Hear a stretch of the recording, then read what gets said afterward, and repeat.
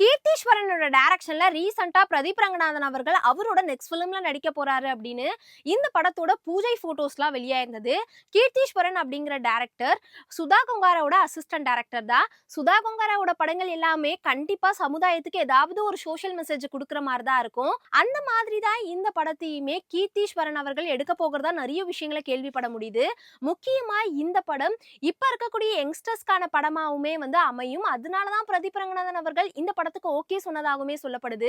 இந்த படத்துல பிரதீப் ரங்கநாதன் அவர்களுக்கு பேரா மமிதா பைஜு தான் நடிக்கிறாங்க. இந்த படம் டியூட் அப்படின்ற பேரோட வர தீபாவளிக்கு ரிலீஸ் ஆக போகுது அப்படிங்கிற அனௌன்ஸ்மெண்ட்டை படத்தோட டீம் சைட்ல இருந்து ஒரு போஸ்டரா அனௌன்ஸ் பண்ணியிருக்காங்க. ஏற்கனவே தீபாவளிக்கு துருவ விக்ரமோட ஆக்டிங்ல உருவான பைஜன் அப்படிங்கிற திரைப்படம் வெளியாக போகிறதா படத்தோட டீம் சைட்ல இருந்து அனௌன்ஸ் பண்ணியிருந்தாங்க.